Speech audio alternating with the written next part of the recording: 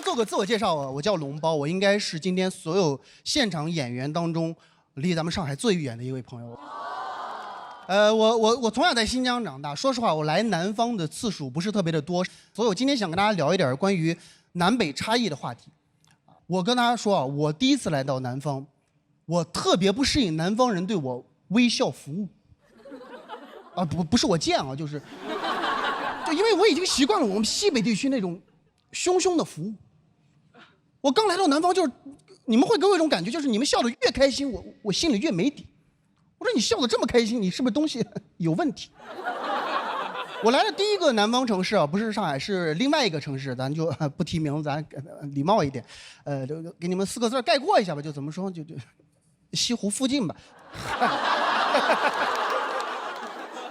我当时在他们的机场啊，某山机场，我当时就跟一个出租车司机发生了一点冲突，就的士司机发生了一点冲突。我当时上车之后，我就跟那个师傅说：“师傅你好，我去那个西湖。”然后那师傅就开始对我微笑，然后说了一些关心我的话，激怒了我。他当时是这样，他说：“您是游客吧，先生？我给您介绍一下，我们这个西湖呢，在市中心，它比较远。我个人建议您呀，去坐我们这个地铁吧，能够便宜点，给你省点钱。”我当时就感觉被冒犯到，我心想，你是怎么看出来我贫穷的气质？我甚至当时把这个事儿都想得过于有点复杂，我当时有点应激了。我心想，老听说南方排外，哥们儿刚来就被排了，我还没进去。我当时想到这儿，我把车门一关，我对着师傅一声冷笑，我这走。我就喜欢这种贵的交通工具。哎呦，你还看不起？你先绕机场2圈，咱们再出发。我就故意这么去说嘛。当然，那个师傅一下也就听出来我的言外之意了，他就开始跟我解释，跟我道歉。他说：“哎呦，先生，您误会我的意思了，我没有看不起您，我跟您实话说了吧，就是有人他在网上他提前预定了我这辆车，我现在把您送到市中心再回来，时间太长了，我会错过跟别人约定好的时间，没有看不起您的意思，您误会我了。”哇！我当时听完之后就特别的愧疚，我心想：哎呀，我真该死！师傅，原来你不是看不起我的意思，不是瞧不起我，你就是拒载。我就举报了他，然后没有，开玩笑的。我就坐了第2辆出租车。说实话，我真的挺愧疚的，我误会了人家的好意。我在第2辆车上的时候，我甚至想到了，我说，怪不得我们北方人老说南方人比我们会做生意，是有原因的。你看你们在拒载的时候都愿意先撒一些善意的谎言，多么高贵的品质！我不是讽刺大家，是因为我当时在车上，我想到我们那块的司机在拒载时候那个鬼样子，就是我们那怎么说，就跟你们正好相反。我们那司机懒得骗你。真的，你有时候都很难相信，你竟然会因为一个司机的诚实而感觉到愤怒。我给你们举个例子啊，我15年去西安上大学，我当时在那个火车站，外面的马路，我正百度地图，我想去看一眼钟楼，大家知道钟楼吧？一个建筑嘛。然后我正百度地图的时候，突然有一辆出租车停在我的旁边，摇下车窗，非常热情，在那喊我，他说：“哎，走不走？”哎，我一看是个出租车嘛，我说：“师傅你好，我想去钟楼。”他说：“我不想去。”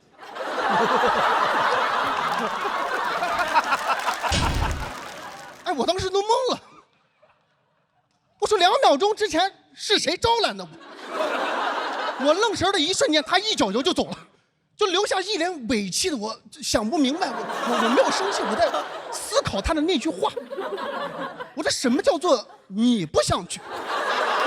你不是出租车吗？这不得由我来想？哎，我第一次来到这个陌生的城市，我怎么找到一辆想去的车呢？哎，我总不能站在路边喊吧？我说钟楼谁想去？钟楼走不走？哎，不知道的人还以为我在这儿懒惰呢。真的，我当时正在幻想的时候，突然又有一辆出租车停在我的旁边，摇下车窗，跟上一个司机一模一样。我都感觉我幻听了。他说：“哎，走不走？”但是我当时只有一个反应，我说 ：“NPC 吗？这是？”我是不是陷入到某种循环当中了？是不是今天回答不上来这个问题？我走不了。我当时真的慌了，我不知道该怎么办，我就很胆怯的跟那个师傅说：“我师傅，你想不想去钟楼？”就你们见过那种打量傻子的眼神？就师傅突然用那种看傻子的眼神，从头到尾这么看了我一遍，说：“我不想去。”我奇了怪了，还我想去呢，我想去兵马俑呢，你去不去？我就去了兵马俑。好，谢谢大家，我是龙猫，希望大家开心，谢谢各位。Hello， 大家好，我是龙猫，欢迎各位。感谢大家的掌声啊！我叫龙包啊，我从小在新疆长大，我其实是，成年之后才来到了内地，我认识了很多朋友，然后我就发现一个问题，就是我们大多数外地的朋友在认识一个新疆朋友的时候，就他们会模仿他们脑海当中我们新疆人说话的口音，就特别的诡异，就是那种，哎，龙包，你是新疆人？哎呦，新疆的朋友们。啊，真的，第一次有人这么跟我说话的时候，我只有一个想法，我说咱俩之间，你更像个新疆人，你像刚吃完烧烤过来的。我还因为这种口音事情发生一些好玩的误会。大学开学的时候，我舍友正在用这种腔调跟我说话的时候，隔壁宿舍有个人来串门，以为他是新疆的，我在旁边就给我逗笑了，我说。隔壁宿舍同学瞪了我，说：“你不要笑话别人口音。”我说：“我笑话了我自己。”我现在在一个网红城市生活啊，但我说实话，我个人非常不喜欢“网红”这两个字儿。我碰到这个最奇怪的啊，就是我去年在一个外地演出的时候，当地这个朋友说：“龙包，我带你去我们这儿最有特色的网红厕所。”哎，我震惊了，真的，这是我第一次不想上厕所而上了个厕所。我来到那个网红厕所，不夸张，朋友们，整个商场每一层都是网红厕所。他给我介绍，他说我们这每一层厕所的主题都不一样。我说厕所的主题不是一样，这是厕所，不是会所吧？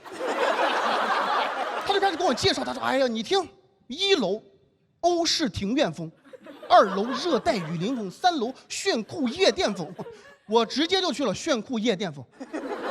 哎，我太好奇了，一个厕所能有多么的炫酷？我到了之后，真的到了那个3楼，太像夜店了，就给你一种什么样的感觉？就好像这个夜店装修一半没钱了，改成厕所了。我本来以为就这种网红厕所，它可能就是这种噱头，可能是因为装修比较浮夸，但不是。更让我感觉到震惊的是它的价格。我说：“哎呦，这个装修，这没个70、80万下不来。”我当时说完之后，我朋友说：“你开什么玩笑？这个厕所都是1000万起。”我说：“我当时就笑，我说你开什么玩笑？一个厕所还1000万起？”他说：“这层最贵，2000万。”他把手机甚至掏出来给我看，我就给你们类比一下，这种感觉像什么？就好像现在有个人突然从观众席冲上这个舞台，对着咱们所有人说：“我是超人。”我这神经病吧？飞走了，就是这种感觉。就你们知道2000万对于我来说是什么概念？我这么跟你说吧，就清明节，我给我爷都没烧这么多。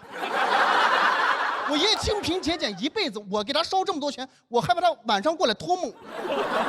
我以为托梦给我一个锁喉，说：“啊，你这孙子，你钱多烧的。”我真的很生气，连个厕所都能够成为网红，就我不火。我还特别讨厌网上那些网红餐厅，我踩了太多了雷。我跟你说，我人生当中最生气的一次，我一个朋友带我去一个网红餐厅，他说：“哎呦，这家店开了20年。”我当时心想，我说一家店能开20年，不可能难吃的，肯定有自己的东西。就有人擅长做难吃的菜，就有人喜欢吃这种难吃的东西。我当时跟朋友，我俩顺着地址找到这家店，一进门我还多了个心眼，我说我先观察一下，我看到里面几乎都坐满了，就我很激动啊！我看坐满了人这么多，肯定好吃，就在这吃了。我话音刚落，门口一桌，就大概您这个位置，有正吃饭的姑娘突然拍了一下桌子，我俩四目相对，都是走。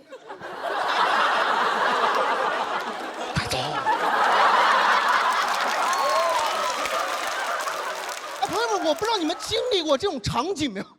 或者你们在网上短视频刷到过这种类似的恶搞视频没有？当你身临其境的时候笑不出来，你会懵的。我当时愣在原地，那一刻就怎么跟你们讲？我感觉我不是在一个饭店，我这一脚，我踏进了那种战争大片之中。我迷失了方向，走进了一片区域，突然间有人冲着我说：“快走，走啊，这儿有雷！”我也沉浸在这个剧情当中了，我说姐妹，一起走。我已经踩到了。就当我刚准备离开这片所谓雷区的时候，我突然间回到了现实，我看见有人向我走了过来，服务员手里端了个菜单，在我眼里跟端了一把枪一样，因为他就指着我，他说：“小伙子吃什么？随便点，20年老店。”我当时手一下就举起来了，但我反应特别的迅速，我一句话我就应付了他，我说：“咱们这个店是清真的吗？”他瞬间就收起了自己的笑容，他说：“哎呀，不好意思，先生，不是的。”我说：“那我们新疆的朋友嘛，吃不了这个东西。”好，谢谢大家，我是龙猫，祝大家开心，谢谢各位。大家好，我是龙猫，欢迎大家。感谢大家热情的掌声啊！我叫龙包啊，我今天给大家聊聊我的工作。我在讲脱口秀之前呢，其实我是有一份正当的职业的。我在一家少儿培训机构当老师。虽然现在好像也不太正经了。我刚去的第一天，我们老板就说：“龙猫老师，你教学生之前，你得先招生。”然后递给我一摞传单。我去学校发传单的时候，真的很难发得出去，就没有家长愿意接我手中的传单，是吧？他们都在接孩子。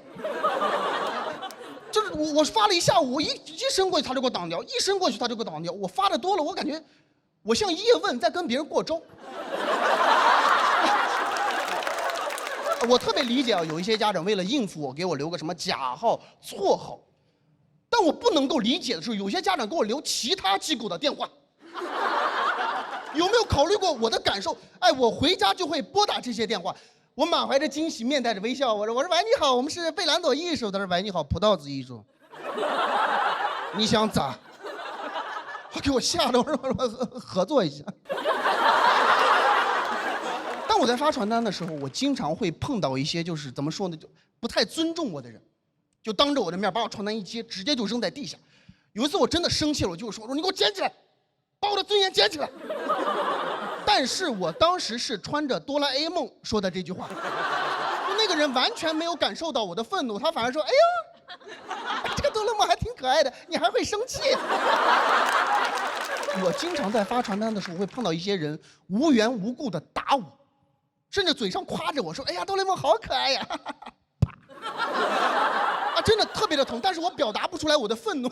我有一次被打疼了，我就把头套摘了下来，我跟那个人理论，我说：“你为什么打我？知不知道特别的疼？”就他看到我生气之后，他也生气，他还怪我，他说：“你这个人，你玩不起。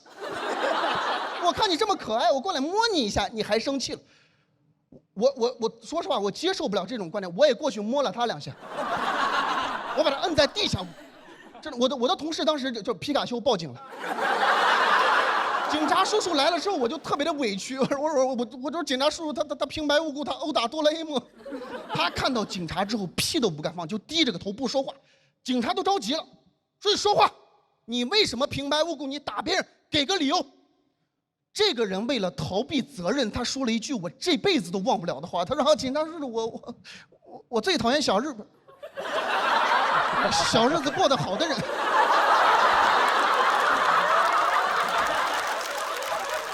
我在旁边真的非常的吃惊。我说还能这么胡说八道？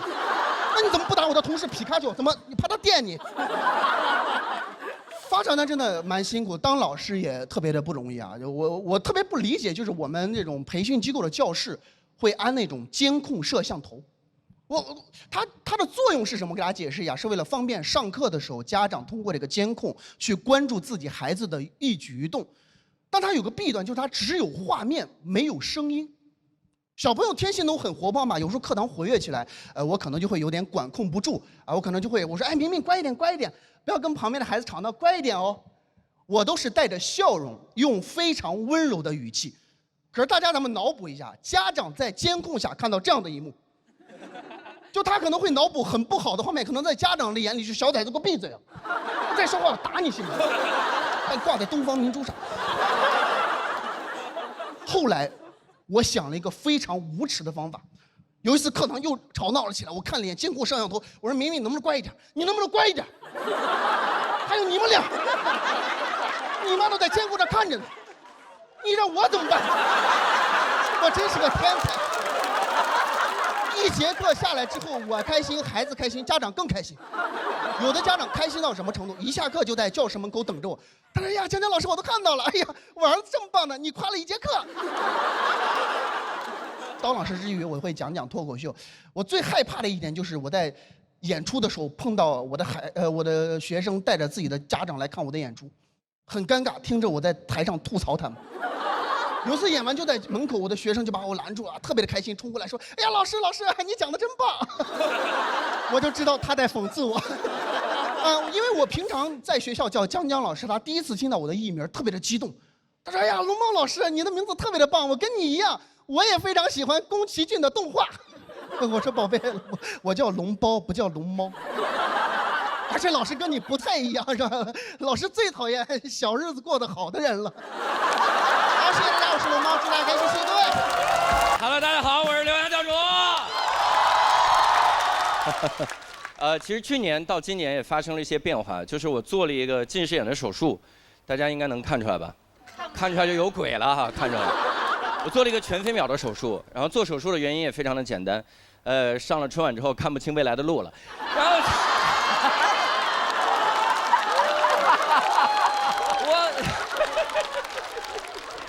我当时做这个手术很紧张，我想先在小某书查一下，我想搜一下全飞秒手术到底是什么样。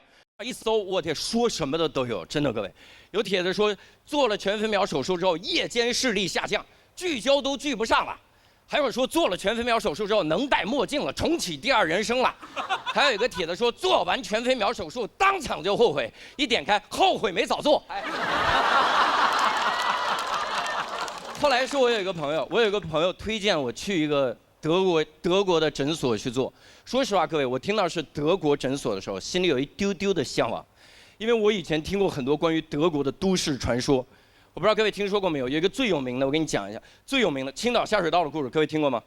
没有。你们来着了，今天你出去之后，你就是最懂青岛下水道的人。说青岛下水道为什么这么多年一直不堵？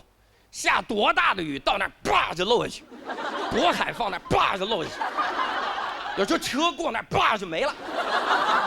为什么这么厉害？就是当年德国人给修的，说修的有多好，说修的最后有一下水道有一天坏了，大家把那个下水道一拆开，全青岛的下水道工人全傻眼了，那零件见都没见过。当时实在没办法了，也不会修，只好给德国人打电话。说来也怪，不会修下水道，会德语。打过去之后就骂德国人说：“哎，那边那下水道坏了个屁的！”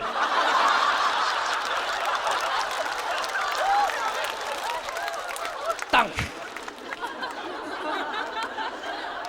德国人说：“不要慌，下水道固有一坏。”我们当年就预料到这个结果，所以我们在下水道附近3米处挖了一个坑。你打开那个坑，里面会有个油纸包，大家一打开，真有个油纸包，一拆开，里面就是下水道的零件，换上之后，下水道完好如初。我天，各位，这个故事非常的扯，各位哈，千万不要信。已经有观众开始记笔记了啊！我今天好了解德国下水道啊，千万不要信。但是说实话，这么扯的故事，当你要去找一个德国医生做手术的时候，你心里就有一点希望它是真的。因为一旦是真的，各位，我的眼睛得多有保障。10几年后，我的眼睛突然就坏了，全国的医生束手无策，没办法，只好给德国人打电话，还不会德语，只好找一个青岛下水道工人给德国打电话。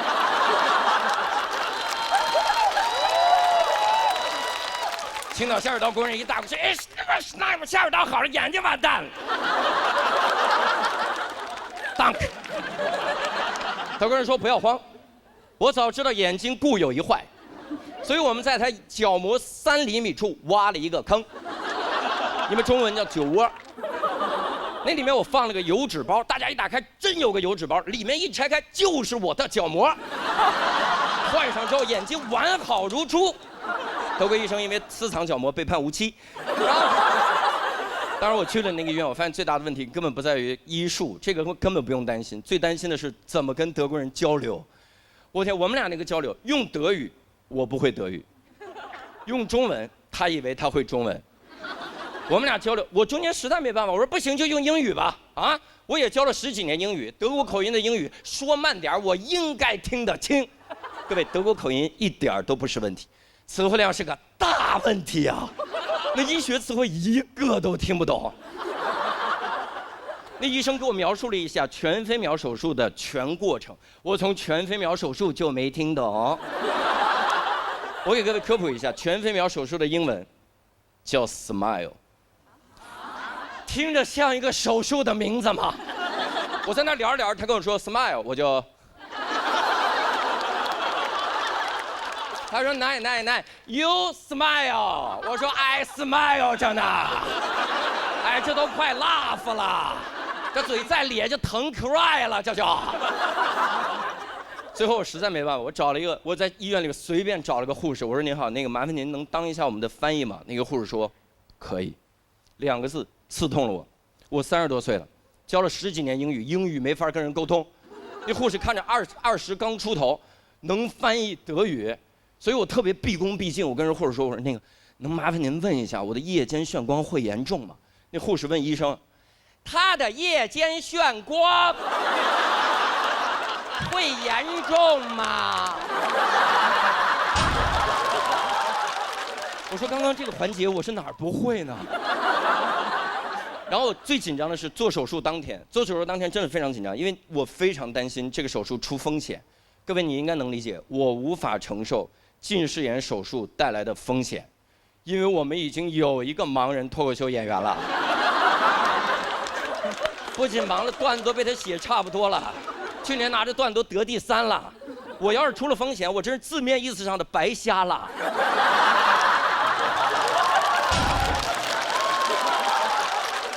所以我一个劲儿问那个护士，我说那个您能跟我说一下有风险吗？有没有风险？护士说刘先生，您真的不用担心，没有什么风险，您只要做好术后护理就没事儿。来把这个术后护理包拿着，我一拿那护理包，我说哦，这个我知道，油纸包来了啊。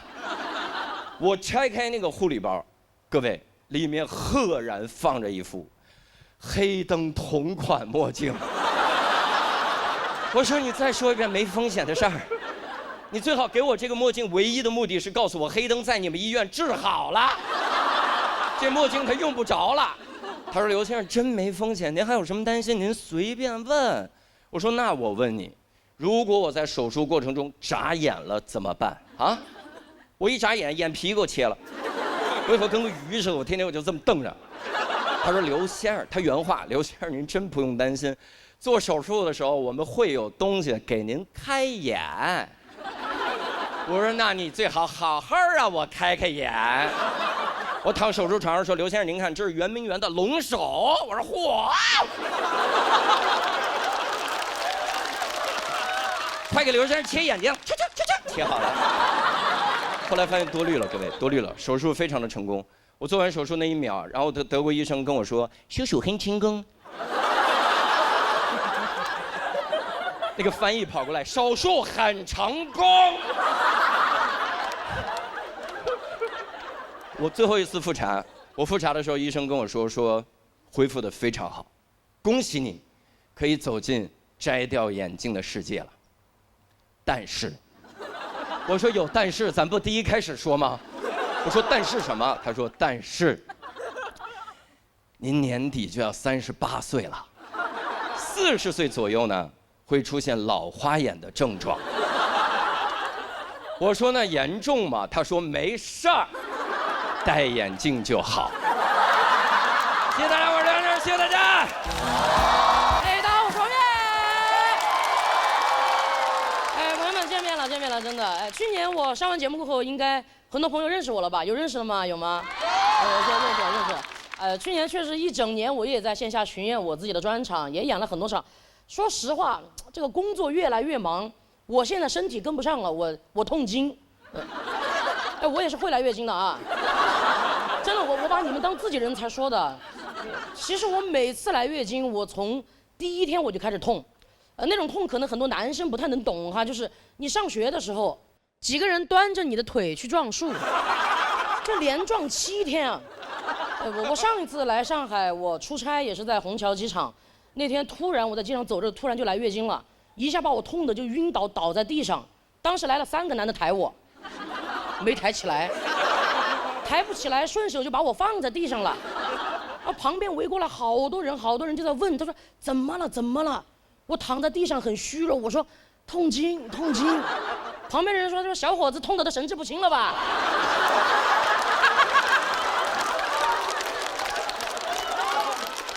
哎，我又补了一句，我说女的。旁边人说都什么时候了，怎么还在想女的？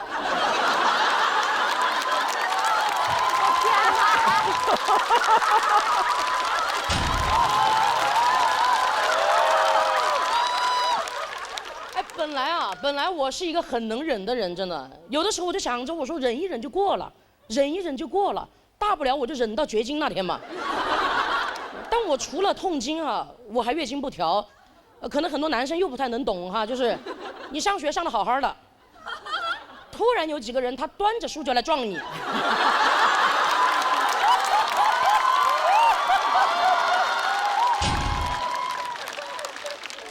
我的月经就是这个样子，真的，来的时候也不说一声，到点儿了他又不走，在的时候我浑身都不舒服，我的感觉这个东西不应该叫大姨妈，应该叫领导。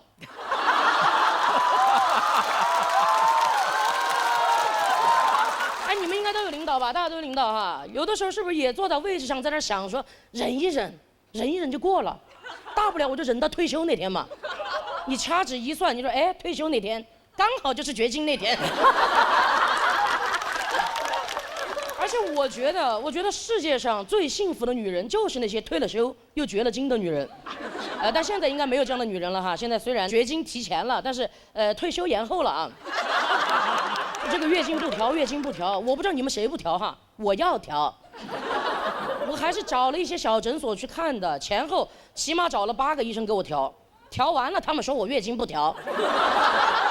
有的时候把那个医生都调烦了，给我抓了药，他开始这个药也来点儿，那个药也来点儿，到最后他都问我，他说这个你来点儿不来点儿？我说我是来医院抓药的，我又不是上食堂打饭的，我这。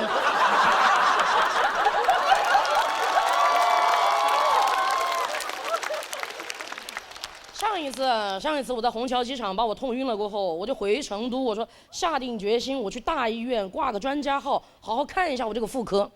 那天我老早就去了，一到诊室，医生问了一些基本问题，他就给我提了个要求，他说你能不能把你衣服撩起来，我检查一下你的胸。我怎么好意思嘛，我胸又长得不好看。我虽然没有身材，但是我有身材焦虑哈。他长得像一个8字。好了，你们也不要盯着看了。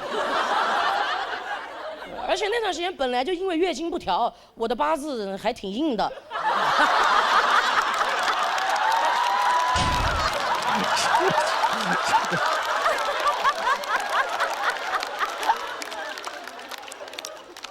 哎，医生接着问我，他说你确定你自己是 XX 还是 XY 吗？我说我是 XL。你问的是你的染色体。妈呀，染色体好陌生的词啊！我说我的应该是染的还可以哦。医生也很难为情，他就问我，他说：“哎呀，你不要误会，我是观察你，长了一圈小胡子，你声音有点像个男的，我怀疑你体内有2套系统。”妈呀，当时把我吓坏了，我说什么意思？一套安卓，一套 iOS。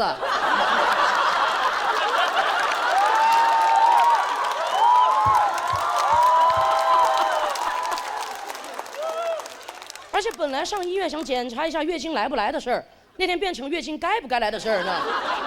我当时月经一下就不痛了，我头有点痛了，你知道吧？然后医生就让我赶紧去做一个全面的妇科检查，我就去了。说实话，做检查的过程当中，我心里还是很纠结的。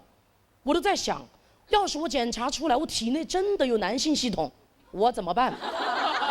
我的朋友们怎么面对我？我出走半生，归来竟是少年。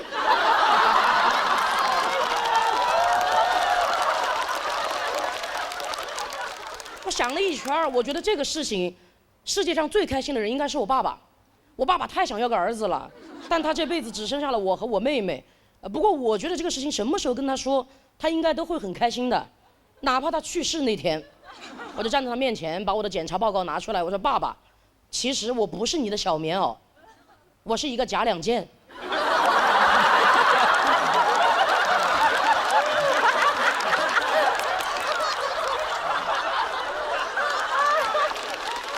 我爸爸绝对躺在床上在那儿瞑目啦。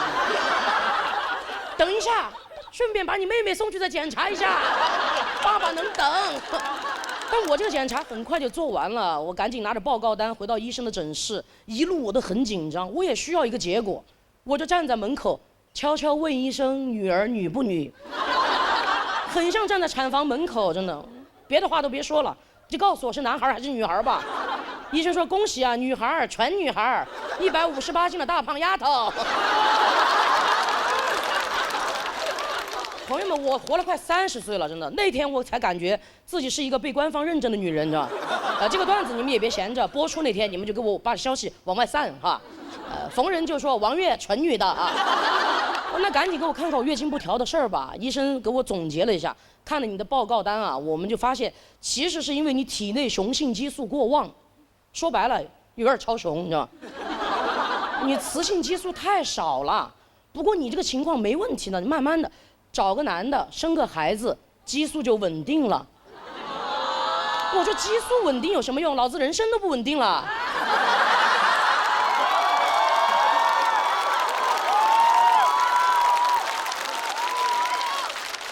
再说了，我是来医院看病的，我又不是来求子的。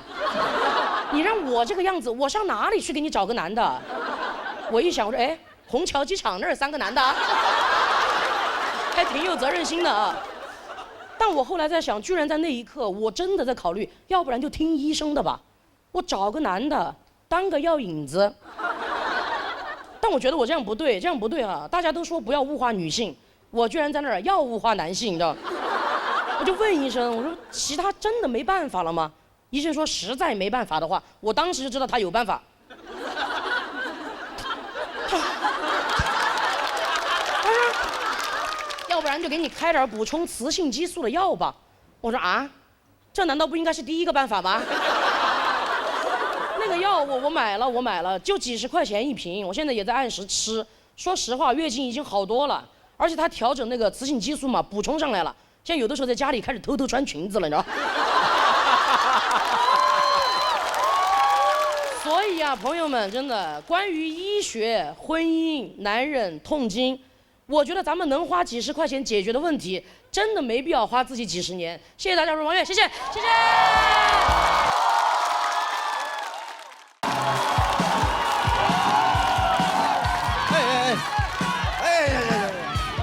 好了，收，大家好，我是张宁，谢谢大家。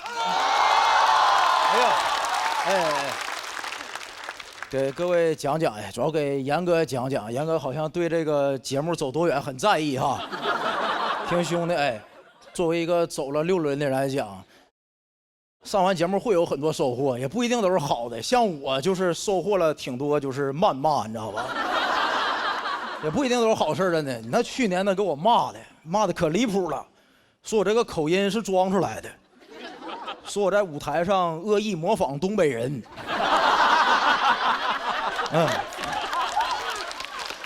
骂的特别离谱，说你看那个德行没，就会在台上散德行，天天的自己那口音像个行走的烟灰缸一样，瞅你那努力的样子，像个绝望的文盲啊！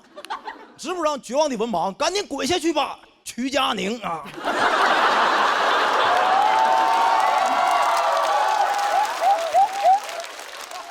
朋友们，他骂我是文盲，我好叫曲佳宁啊！你说他是文盲，他还认识曲？你看看，不聊那不开心的，哎，今天说来也巧，正好是我31周岁第一天。哎，这个31周岁什么概念呢？就是相亲的巅峰期了。我前2天真去了一趟相亲角，学会了很多。朋友们多去相亲角看看那人写的简历，他们真是我见过这世界最会美化自己的人。原话我看到一个哥们就这么写的：本人男，48周岁（括号保养的好，看起来像35）。我这么会玩，我也会。说我东北人，看起来有上海户口啊。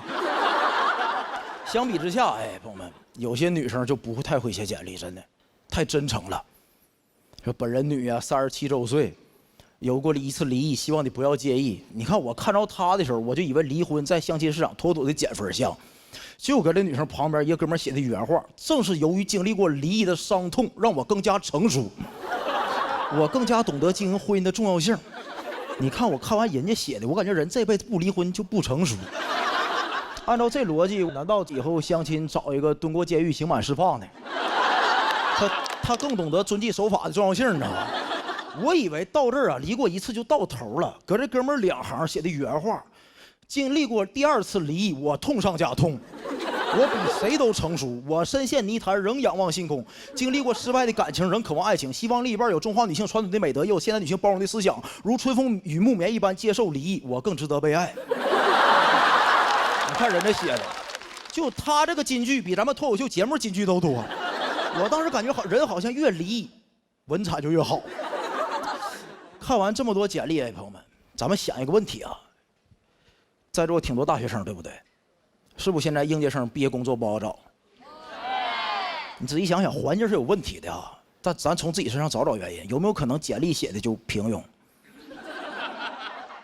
以后你就这么写：本人3本留级（括号眼镜度数高，看起来像清华保送的）。多次论文查重未过，让我更加懂得珍惜原创的重要性啊！我深陷校园贷，仍渴望财富自由啊！你看这么写就无敌了。但我发现啊，你如果真正优秀啊，你就不需要这些花里胡哨的技巧。我当时看7、8个大爷大妈围在一个简历面前，我说谁这么优秀，引起大家这么大兴趣？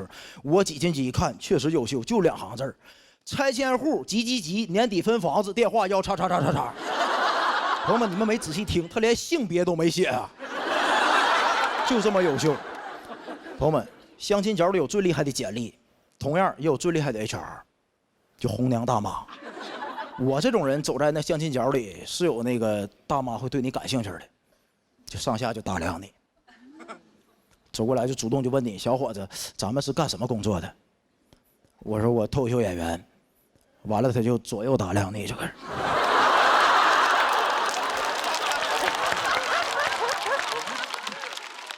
那没工作就没工作，真是的。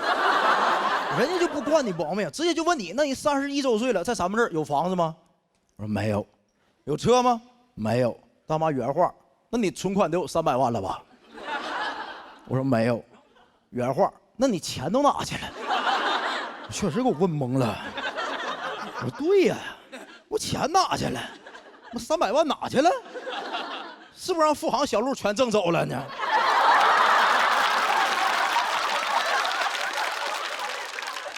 就从那天，朋友们，搁相亲角里走来，我就想明白一个事儿，哎，为什么大家交友都喜欢玩社交媒体，讨厌相亲角，对不对？相亲角就是太残酷的现实，社交媒体就不一样，它给咱们提供了太多的这种情绪价值，给咱也惯坏了。用什么星座呀、塔罗、16人格，让咱们以为有独特的灵魂的找另一个独特的灵魂，其实也没那么优秀。你们做过16人格测试题没有？你仔细想想，他怎么问的你？以下哪种情况符合您的描述 ？A. 明智的 ，B. 充满魅力的。其实你俩都没有，你是 stupid and ugly 呀！你想一想。你看最后那个结果也特别好听，恭喜你，你是天生的企业家，恭喜你是天生的艺术家，恭喜你是天生的总经理人格，哇，天生的牛马全都信了，对吧？你用40多分钟，100多道题测出来你是一个独特的 I 人、J 人、P 人、F 人，大妈就1秒钟一个问题，老家哪的？辽宁的，哼，外地人，你看。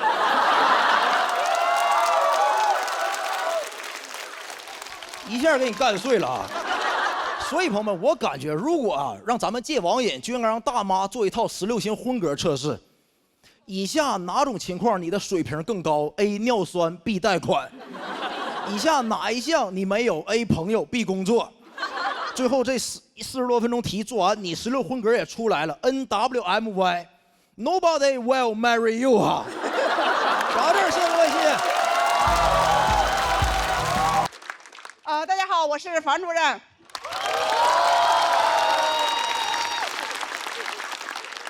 我来自山东临沂的沂蒙山，我是我们村的信息中心主任。这个职位吧，每个村都有。北方叫车老婆蛇，南方叫蛐蛐人。主任就是这伙人的头子。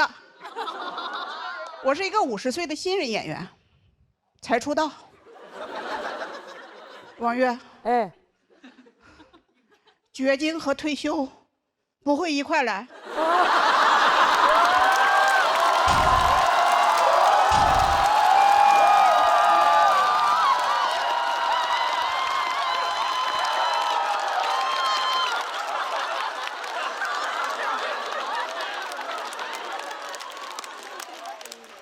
绝经和出道一块来。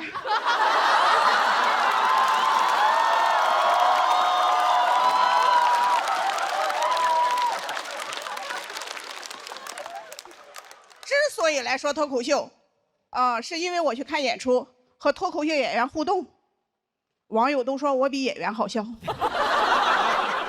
剧场老板希望我来讲脱口秀，我就被招安了。我上一个被招安的山东老乡还是宋江呢。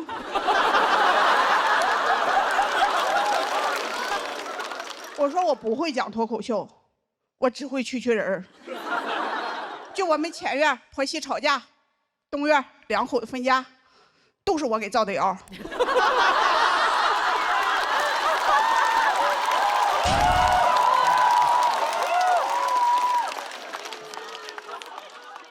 老板说这就是脱口秀。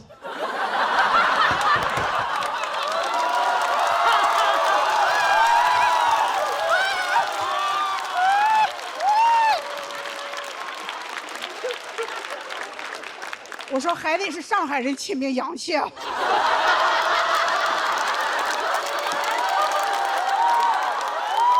这也太能翻了，太狠了。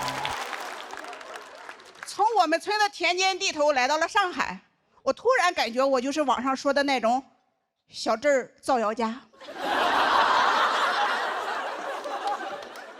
有人说大姐，你咋什么菜都知道啊？哼，我说我可是信息中心主任。教主，我就说这个梗不好笑吧？您看天上干什么呀？其实我很犹豫，挺怕到大城市来的。我可是我们村的高端人才，又受欢迎又被需要。我会上网。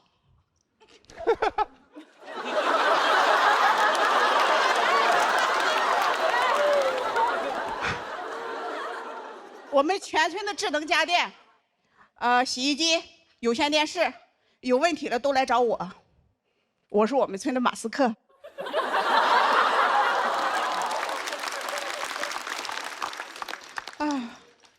那倒是大城市来了，天天逗别人笑，那不成了马保国了？再说了，那大城市压力多大呀？农村大妈第一次进城务工多难呀！就转身啊，看了看我身边的老公，我觉得我不怕难。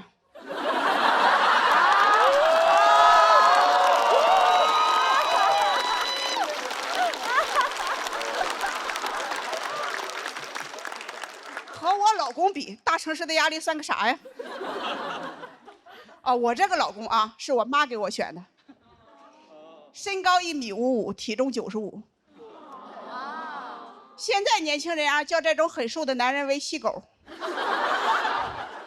我妈在30年前就给我选了条柯基。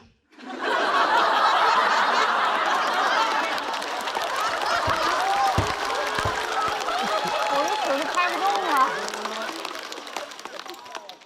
妈说我大姐一直被家暴，都是因为她找的老公太高太壮了。我爸一看到这个又瘦又小的，说：“哎，这个行啊，这小玩意好啊。”我闺女跟他吃不了亏，他打不动。我俩第一次见面啊，我发现他何止是打不动啊，我感觉他都活不长。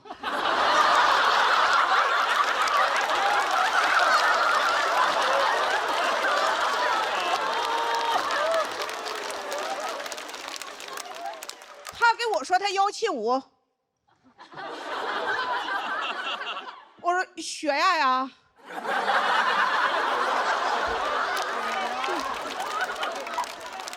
结婚不到1个月，有一次我老公跟我吵架，就跃跃欲试的要动手，我心中暗喜，还是我妈说的对呀、这要是找个又高又壮的，我肯定吃亏了。没想到啊，我老公是真狗，把他爸叫来了，双拳不敌4手，我就跑回娘家了。我爸一看到我啊，就说什么：“你被那个小玩意打了，你咋不养好了再来呢？这让别人看到多丢人啊！快回去吧。”我说：“爸，我再不来，你就该去吃席了。”那父子俩都进了医院了。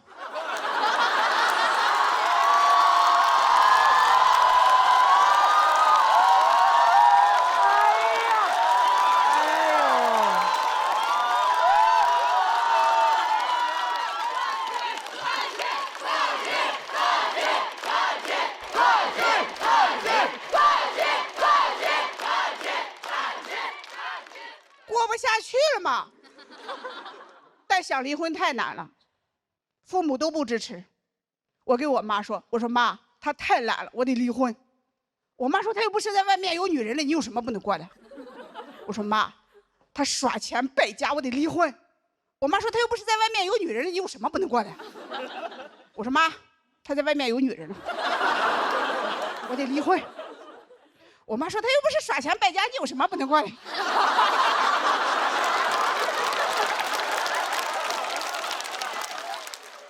我爸更过分，我爸说我们家嫁出去的女儿就没有离婚的，家族的名声不能毁在我女儿这里。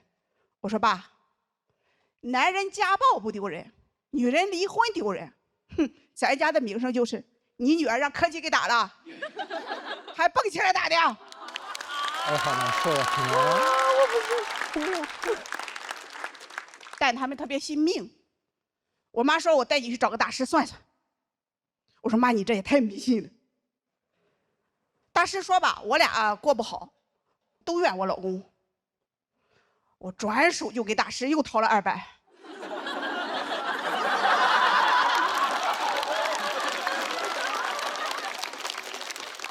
我说加个钟，你给我展开了说说。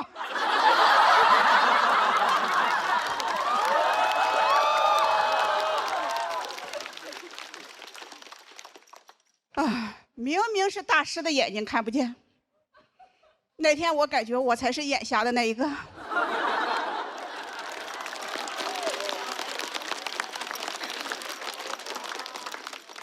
就这么一过就是30年啊。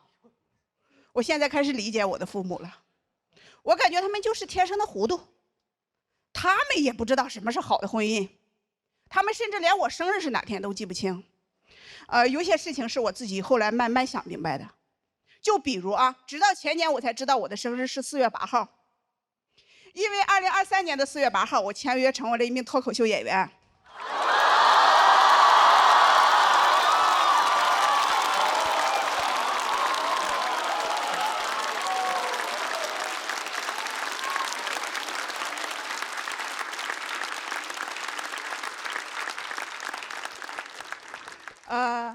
2024年的4月8号，我带着俩女儿净身出户，拿到了离婚证书。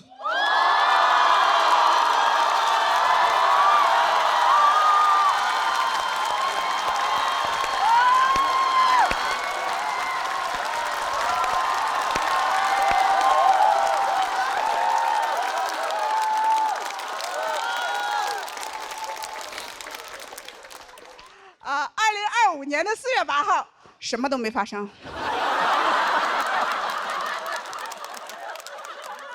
我过了一个平静而又幸福的一天。谢谢大家，我是房主任。